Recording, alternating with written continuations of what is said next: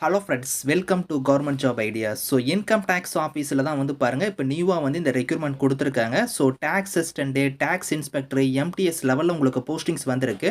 கல்வி தகுதினா நீங்கள் குறைந்தபட்சம் 10th பாஸ் பண்ணதுலேருந்து இங்கே டிகிரி வரைக்குமே இதுக்கு எலிஜிபிள் தான். போஸ்டிங் வந்து நம்ம தமிழ்நாட்டில் தான் உங்களுக்கு இருக்க போகுது. சேலரின்னு பொறுத்த வரைக்கும் 34,800 வந்து வரும். போஸ்டிங் தகுந்த மாதிரி சேலரி வந்து வேரி ஆகும். லாஸ்ட் டேட் வந்து பாருங்கள் 5th அக்டோபருக்குள்ளார நீங்கள் வந்து ஆன்லைன் மோடில் வந்து நீங்கள் அப்ளை பண்ணிக்கலாம். பர்மனன்ட் கவர்மெண்ட் ஜாப் தான். இப்போ இந்த வேலைக்கான நோட்டிஃபிகேஷன் டீட்டெயில்ஸ் நம்ம பார்க்கலாம். நீங்களும் நம்ம சேனலை சப்ஸ்கிரைப் பண்ணலன்னா சப்ஸ்கிரைப் பண்ணிக்கோங்க. ஃப்ரெண்ட்ஸ், இன்கம் டேக்ஸ் டிபார்ட்மெண்ட்டில் தான் வந்து பாருங்கள் இந்த ரெக்ரூட்மெண்ட் கொடுத்துருக்காங்க. ஸோ தமிழ்நாடு புதுச்சேரி ரீஜனில் தான் வந்து பாருங்கள் உங்களுக்கு வந்திருக்கு. நம்ம தமிழ்நாடு புதுச்சேரியில் தான் உங்களுக்கான போஸ்டிங்ஸுமே வந்து இருக்க போகுது. மொத்தமாக 3 விதமான டைப்பில் போஸ்டிங்ஸ் கொடுத்துருக்காங்க. Income tax inspector category, tax assistant category, அதுக்கப்புறம் மல்டிடேக்ஸிங் ஸ்டாஃபுங்கிற கேட்டகரி எம்டிஎஸ் கேட்டகரிக்கு வந்திருக்கு. குரூப் சி லெவல் போஸ்டிங்கில் தான் வந்து கொடுத்துருக்காங்க. இப்போ இன்கம் டேக்ஸ் இன்ஸ்பெக்டருக்கு வந்து பாருங்கள், நீங்கள் வந்து சேலரியை பொறுத்த வரைக்கும் 34,800 வரைக்கும் உங்களுக்கான சேலரி வந்து வரும். இது இல்லாமல் உங்களுக்கு அலவன்ஸ்லாம் வந்து எக்கச்சக்கமாக வந்து இருக்கும். 11 வேகன்சி கொடுத்துருக்காங்க.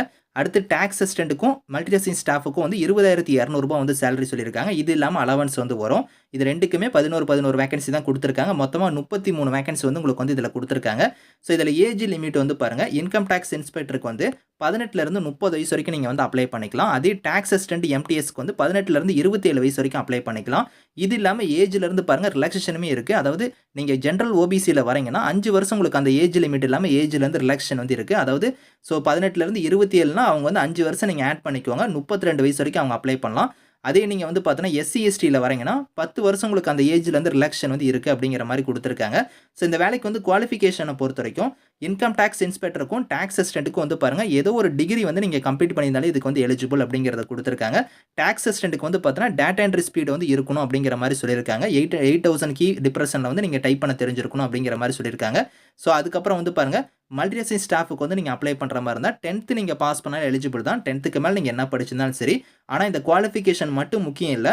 உங்கள்கிட்ட வந்து ஸ்போர்ட்ஸ்க்கான அச்சீவ்மெண்ட் வந்து நீங்கள் பண்ணியிருக்கணும். இங்கே கொடுத்துருக்காங்க பார்த்தீங்களா, ஒரு 15 ஸ்போர்ட்ஸ்க்கான லிஸ்ட் வந்து கொடுத்துருக்காங்க.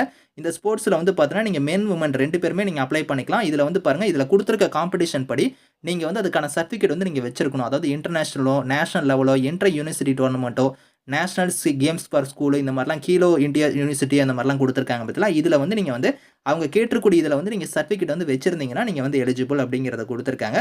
குவாலிஃபிகேஷன் ப்ளஸ் அந்த ஸ்போர்ட்ஸ்க்கான அச்சீவ்மெண்ட்டுக்கான சர்டிஃபிகேட் உங்ககிட்ட இருக்குது அப்படின்னா நீங்கள் தாராளமாக அப்ளை பண்ணிக்கலாம். எக்ஸாம் அந்த மாதிரிலாம் எதுவுமே கிடையாது. உங்களுக்கு வந்து அப்ளிகேஷன் வந்து ஷார்ட்லிஸ்ட் பண்ணுவாங்க. ஷார்ட்லிஸ்ட் பண்ணுறவங்க எல்லாத்துக்கும் வந்து பார்த்தோன்னா டாக்குமெண்ட் வெரிஃபிகேஷனுக்கு வந்து நாங்கள் கூப்பிடுவோம் அப்படிங்கிற மாதிரி வந்து பாருங்கள் இந்த இடத்துல கொடுத்துருக்காங்க. கால்டு ஃபார் டாக்குமெண்ட் வெரிஃபிகேஷன் அப்படின்னே சொல்லிட்டாங்க. ஷார்ட்லிஸ்டட் கேண்டிடேட்ஸ் எல்லாத்துக்கும். உங்களுக்கு எக்ஸாம் அந்த மாதிரிலாம் எதுவுமே இருக்காது. ஆன்லைன் மோடில் தான் நீங்கள் அப்ளை பண்ண போகிறீங்க. அதுக்கான லிங்க் வந்து பாருங்கள் இங்கே கொடுத்துருக்காங்க. tnincometax.gov.in இந்த வெப்சைட்டில் வந்து நீங்கள் அப்ளை பண்ணிக்கலாம். ஏதோ ஒரு அப்ளிகேஷன் ஃபார்ம் தான் நீங்கள் சப்மிட் பண்ணணும் அப்படிங்கிற மாதிரியும் சொல்லிட்டாங்க. ஒரு அப்ளிகேஷன் மட்டும் நீங்கள் வந்து சப்மிட் பண்ணிக்கோங்க.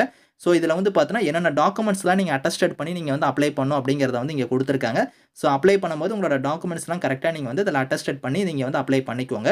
லாஸ்ட் டேட் வந்து 5th அக்டோபர் தான் வந்து லாஸ்ட் டேட்டு. அதுக்குள்ளார நீங்கள் அப்ளை பண்ணுற மாதிரி இருக்கும். பிளேஸ் ஆஃப் போஸ்டிங் வந்து பார்த்தோன்னா நம்ம தமிழ்நாடு புதுச்சேரினே வந்து பாருங்கள் இந்த இடத்துல கொடுத்துருக்காங்க. தமிழ்நாடு புதுச்சேரி ரீஜனில் தான் உங்களுக்கான ஒர்க் வந்து இருக்க போகுது. பர்மனன்ட் கவர்மெண்ட் ஜாப் தான். இதுக்கான லிங்க்ஸ் எல்லாமே வந்து நான் கீழே வந்து டிஸ்கிரிப்ஷனில் வந்து கொடுக்குறேன். ஸோ செக் பண்ணி பாருங்கள். Thank you friends.